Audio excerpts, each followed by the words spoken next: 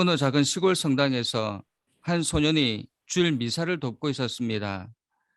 그런데 소년은 너무 긴장한 나머지 성찬식에 쓸 포도주를 그만 떨어뜨리고 말았습니다.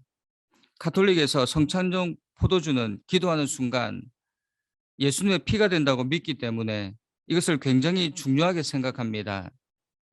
그래서 그것을 본 신부가 화를 내며 소년의 뺨을 때리고 다시는 이 자리에 을신도 하지 말라 야단을 쳤습니다. 이 소년은 훗날 하나님을 극렬하게 대적하는 공산주의 지도자가 됩니다. 그가 바로 사회주의 국가 유고슬라비아의 대통령 티토입니다.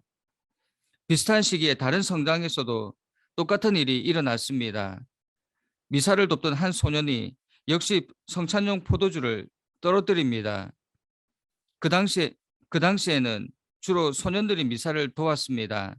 소년은 너무 놀라서 야단을 맞기도 전에 눈물을 글썽였습니다. 그러자 미사를 집전하던 신부가 다가와서 소년을 꼭 안아주며 위로해 주었습니다. 괜찮아. 나도 너만 할 때 그런 실수를 종종 했단다. 훗날 이 소년은 카톨릭의 유명한 종교 지도자가 되었습니다. 그가 바로 풀턴 대주교입니다. 한 사람의 말이 그들의 운명을 갈라놓았습니다. 사람들은 대부분 말로 인해 상처를 받습니다. 저도 사역을 하면서 담임 목사님의 말로 참 많은 상처를 받았습니다. 성도들을 위로하고 그들에게 은혜를 주어야 하는 사람인데 그를 통해 오히려 많은 사람들이 상처를 받는다는 것입니다. 여러분은 어떠십니까? 최근에 말로 인해 상처받은 것이 기억나십니까? 성경은 말의 중요성에 대해 이렇게 이야기합니다.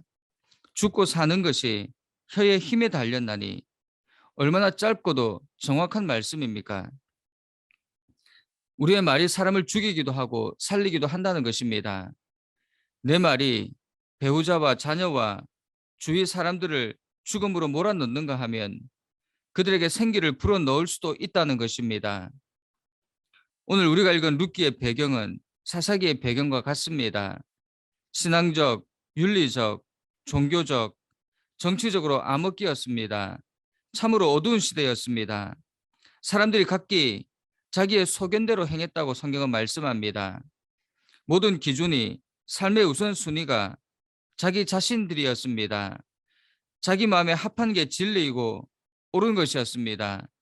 그래서 당시 이스라엘 백성들은 아무리 악한 일이라도 하나님의 말씀에 맞지 않아도 다른 사람의 해가 된다 해도 자기에게 유익한 일이면 주저없이 행했다는 것입니다. 그 결과 서로 거짓을 말하고 속이고 싸우고 정죄하고 심지어 살인까지 서슴지 않았습니다. 그런데 이런 시대적 배경이 우리에게도 익숙하지 않습니까? 사사기의 어두운 이야기들을 우리는 매일 아침 신문에서 접하고 있지 않습니까? 거짓이 난무하고 속이고 싸우고 정죄하고 죽이고 시대는 바뀌어도 사람들은 변하지 않습니다. 모두 자신들 마음대로 행한다는 것입니다. 하지만 성경은 사사기에서 끝나지 않는다는 것입니다. 어둠이 깊을수록 빛이 더 환하게 드러나듯이 이 어둠을 밝힌 놀라운 이야기를 하나님은 우리에게 들려주고 계십니다. 그것이 바로 룻기의 이야기입니다. 사사기의 어둠을 일시에 몰아내는 룻기의 힘은 무엇일까? 룻기는 누구에 대한 이야기일까? 하나님은 룻기를 통해 우리에게 무슨 이야기를 하기 원하시는 것일까? 그것은 룻의 말을 들어보면 우리는 알 수 있습니다. 룻의 말을 통해 하나님은 우리에게 무슨 이야기를 들려주시기 원하는지 알 수 있다는 것입니다. 룻처럼 우리도 위로의 사람, 헌신의 사람이 되어야 합니다. 룻은 위로와 헌신의 사람이었습니다. 상대방을 위해 자기의 유익도 포기했습니다. 룻기는 네 부류의 인물들이 등장합니다. 룻과 보아스, 룻의 시어머니 나오미, 그리고 그들의 삶을 옆에서 지켜보는 베들레헴 사람들. 그 가운데 맨 처음 등장하는 사람이 나오미입니다. 성경은 그녀의 형편을 이렇게 요약하고 있습니다. 나오미의 남편 엘리멜렉이 죽고 나오미와 그의 두 아들이 남았으니 그들은 모압 여자 중에서 그들의 아내를 맞이하였는데 하나의 이름은 오르바요, 하나의 이름은 루시더라. 그들이 거기에 거주한 지 10년쯤에 말룡과 기럨 두 사람이 다 죽고 그 여인은 두 아들과 남편의 뒤에 남았더라. 약속의 땅에 흉년이 들자 나오미와 엘리멜렉은 이를 피해 모압으로 떠났습니다. 그런데 그 땅으로 옮겨간 지 얼마 지나지 않아서 남편이 죽고 그 후에 두 아들도 죽습니다. 이제 나오미는 기댈 수 있는 사람이 아무도 없었습니다. 남은 것은 며느리 둘, 여자 셋이서 무엇을 할 수 있겠습니까? 모든 것을 잃고 나오미는 고향으로 돌아갑니다. 마지막으로 고향으로 돌아가면서 자신을 따라오겠다는 모압 출신의 며느리들을 친정으로 돌려보내려 합니다. 이 모든 상황을 나오미는 어떻게 보는가? 그녀가 하는 말을 들어보십시오. 여호와의 손이 나를 치셨으므로 나는 너희로 말미암아 더욱 마음이 아프도다. 여러분, 우리가 살아가면서 좋은 일도 슬픈 일도 만날 수 있습니다. 그런데 좋은 일을 만날 때는 하나님을 찾지도 하나님께 영광 돌리지도 않으면서 꼭 나쁜 일이 생기면 이런 말을 합니다. 그녀의 말은 자신도 죽이고 다른 사람도 죽이는 말이었습니다. 그녀는 다른 사람을 전혀 위로할 줄 몰랐습니다. 그런데 그 말을 들은 룻은 어떻게 합니까? 시어머니 나오미를 붙쫓았다 말씀합니다. 붙쫓았다는 단어는 두 개의 물체가 물리적으로 딱 달라붙어 떨어지지 않는 상태를 나타내는 단어입니다. 창세기는 남자와 여자가 연합하여 한 몸을 이룬다고 할 때 이 단어를 사용하고 있습니다. 완전히 한 몸을 이룬 상태, 이것이 붙쫓는다는 것입니다. 즉 무슨 일이 있어도 끝까지 나오미를 떠나지 않고 곁에 남겠다는 것입니다. 그런데 지금 룻은 시어머니 나오미를 따르면 손해보는 것밖에는 없습니다. 재혼해서 새로운 가정을 꾸미고 남편의 사랑을 받으며 사는 행복한 가정을 포기해야만 됩니다. 뿐만 아니라 타국에서 갖은 고생을 하며 시어머니를 모셔야 하는 고통을 감수해야 합니다. 그럼에도 그녀는 모든 희생을 감수하겠다는 것입니다. 룻이 나오미를 붙쫓게 되면 엄청난 희생이 뒤따릅니다. 그것을 두려워서 오르바는 떠나갔습니다. 여러분, 며느리를 두더라도 이런 며느리를 두어야 합니다. 이런 며느리를 달라고 기도하셔야 합니다. 그렇다면 룻은 무엇 때문에 이와 같은 희생을 감수하면서까지 나오미를 쫓은 것일까? 그것은 바로 그녀가 나오미에 대해 헌신하려는 마음이 있었기 때문입니다. 시어머니를 진심으로 사랑했기 때문입니다. 이 두 사람의 미래는 어떻게 될지 아무도 모릅니다. 그러나 룻의 굳은 결단은 16절과 17절 말씀을 통해서 그대로 드러납니다. 룻이 이르되 내게 어머니를 떠나며 어머니를 따르지 말고 돌아가라 강권하지 마옵소서. 어머니께서 가시는 곳에 나도 가고 어머니께서 머무시는 곳에서 나도 머물겠나이다. 어머니의 백성이 나의 백성이 되고 어머니의 하나님이 나의 하나님이 되시리니 어머니께서 죽으시는 곳에서 나도 죽어 거기 묻힐 것이라. 만일 내가 죽는 일 외에 어머니를 떠나면 여호와께서 내게 벌을 내리시고 더 내리시기를 원하나이다. 하지만 룻이 지금은 이렇게 말하지만 앞으로 태도가 어떻게 달라질지 모릅니다. 그럴지라도 나오미는 이 말로 얼마나 큰 위로를 받았을까? 룻은 지금 사람을 살리는 위로의 말을 하고 있다는 것입니다. 남편도 아들도 하나님도 나를 버리고 이제 내 인생은 아무런 희망이 없다고 좌절하고 있던 나오미에게 제가 어머니와 함께 하겠습니다. 죽을 때까지 어머니를 복양하겠습니다. 룻이 어머니를 위로합니다. 그리고 어머니를 위해 헌신하겠다고 다짐합니다. 제가 함께 하겠습니다. 절대 등을 돌리지 않겠습니다. 오늘 이 시대를 살아가는 우리가 듣고 싶은 말, 우리에게 꼭 필요한 위로의 말이 아닌가 생각합니다. 사람들의 감정이 메말라 서로 죽이겠다고 덤벼드는 이 시대에 이런 말을 해주는 사람이 한 사람만 있다 해도 우리는 위로를 얻으며 살아갈 수 있을 것입니다. 우리가 사는 시대는 사사시대와 같은 암흑기입니다. 이 시대 특징 중 하나가 무엇입니까? 위로와 헌신이 사라졌다는 것입니다.